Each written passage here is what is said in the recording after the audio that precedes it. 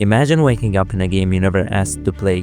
You spawn with two NPCs, sometimes one depending on your skin. You don't choose your username or any of the settings. So what if life was a video game? Level 1 Tutorial. You start spamming questions like your life depends on it, and it kinda does. The problem is these questions are rarely taken seriously, which leaves you with more fantasy about the game than any useful information really. Not that there's much to do in this level anyway, since the only achievement is trying to stick as many objects as you can into your throat. The NPCs soon drag you into a room filled with other players. You realize it's a multiplayer game and start gaining your first social points. Also, remember the shiny coins you used to swallow? You'll notice your NPCs not eating them, but actually trading them for ice cream. This makes one thing clear. If you want to survive in this game, with ice cream at least, you will need money. Level 2 School. Now you are very excited to enter this level, because according to the NPCs, this one is only for the big boys and giga champs. Funny thing is, throughout the whole game, you'll always be excited for the next level, until you actually get there. You find out your skin is not just a cosmetic, but it kinda is a big deal. It is not mentioned anywhere, but it will actually determine how other players treat you, which will basically affect your whole experience. What makes matters worse is other hidden stats you were not told about, which for some reason everyone can see except you. They also determine whether you gain or lose social points, which you can use to form alliances or friendships as NPCs call them. These are extremely useful when facing your first mini-boss, the bully. Now, unlike other characters, the bully exploits the hell out of the system to gain status and money points. In this level, you also unlock new core stats, like knowledge, mostly gained by solving math problems or in-home quests. It basically feels like playing a dead MMO zone, repetitive, useless, but required to level up. Health. You don't really know much about this one, except that doctors are angels who revive other players, and you of course want to be one, because what is more novel than trapping other players into the game, only for them to eventually exit the servers anyways. Creativity. This one takes a massive hit every time you follow instructions. Weirdly, there's no warning about this in the whole game, and you might only realize it once the whole creativity bar is gone, assuming you'll even do so, since you will need some creativity to find out whether you are actually missing creativity. Grades. A temporary public stat visible to everyone. It affects your reputation at school and at home. This stat is especially effective for specific races with a ×4 multiplier. It is worth mentioning that if you have your money stat buffed through your parents, you can basically skip a lot of this grind. Enough money points can actually give you a huge advantage throughout the game. In fact, money is directly tied to your spawn location, which in turn affects your skin, stats, and even survival odds. And this is usually one of the first signs that the game is not really skill-based, but it is more of a pay-to-win RNG.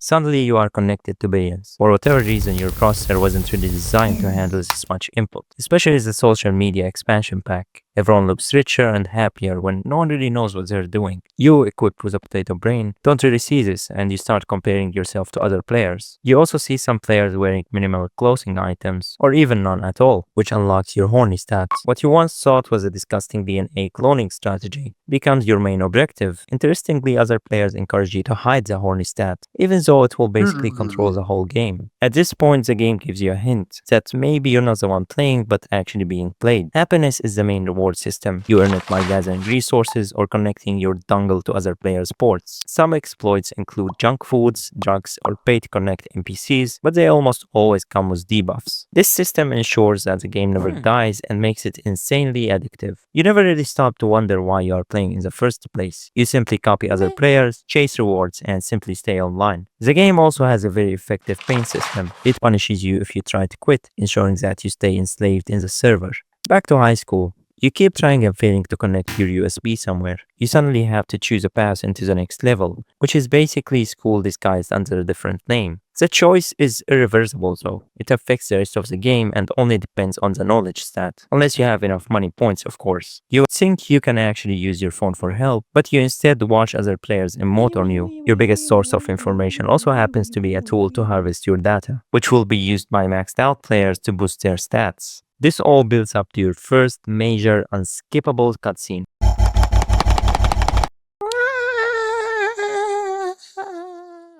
Level 3 University.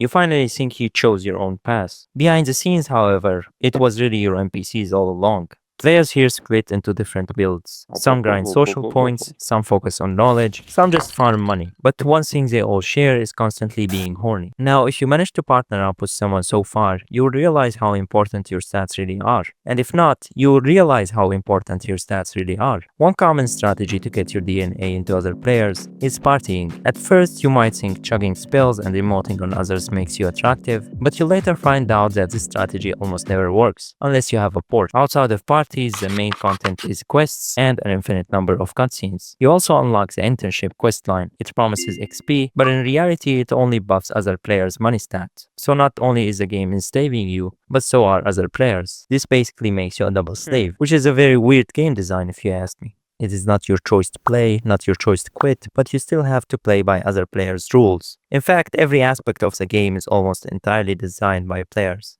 After many crits and suffering, the mental health stat is finally unlocked. Turns out it's been draining since the tutorial, and no other player really mentioned this, but it affects every one of your other stats. Also, remember the missing chunk of time that you don't actually remember? Well, it was connected to this stat all along. After years of grinding, you finally get your reward. But it doesn't take long before your happiness fades away. You realize you have no idea what to do next. Level 4. Work. Work doesn't even pretend to give you a choice. You know it, they know it, I know it, everyone else knows it. The genre of the game also shifts. It is no longer an RPG or a sim game, it is mainly a survival game. You find yourself scrambling for loot. Some players grind, some players steal, some make silly videos complaining about the game. You finally land a job, which sounds like progress, but you quickly realize that the only thing you are boosting is other players' stats. And in return, they give you just enough to survive. The survival loop isolates everyone, and you can forget about having any guilds. Bosses deliberately nerf your stats to keep you serving them. Meanwhile, your horny bar is still ticking. Players chase partnerships and DNA copy quests. They even do so when having no resources at all for some reason. They copy other players' actions and the game rewards them for new members. The dev debate. Players try to find reasons for the injustice and randomness of the game. Some might see through the game, others can't agree on the same devs. This sparks PvP wars, while the devs enjoy the simulation unfold without really revealing themselves. Ironically, you started as a copy of someone else's DNA, and now you continued the cycle and copied your own DNA. The game urges you to prioritize your side characters. You freeze your horniness, lock your resources into them, and bind yourself to the job loop, hoping they'll play better than you and maybe beat the game, whatever the fuck that means. The only joy you have left is watching your clones grow. And then, suddenly, without any warning, the game punishes you. The NPCs you spent all of the time with exit early. You reflect back on the silliness and absurdity of the game. You realize the game doesn't care about the level or the stats. In fact, it could have started punishing you way earlier, assuming you survived that long. Your clones grow independent. Horny stat reactivates. Now you are stuck with your partner face to face. No side quests, no distractions. You wake up from a coma you didn't know you were in and realize this is the last stage. You reflect on everything. All the side quests you missed. All the sacrifices you made. All the rules you followed. What you earlier thought were final bosses were nothing compared to this one. The monster of monsters living inside of you. Here you have two choices. Either face it or escape it. Most players choose to escape it, which is completely understandable considering the difficulty. Some chase quests they missed. Some chase quests they think they missed. Some quit their clans chasing nothing. You see your DNA's DNA, your grand clones. The game gives you your last bliss reward, and then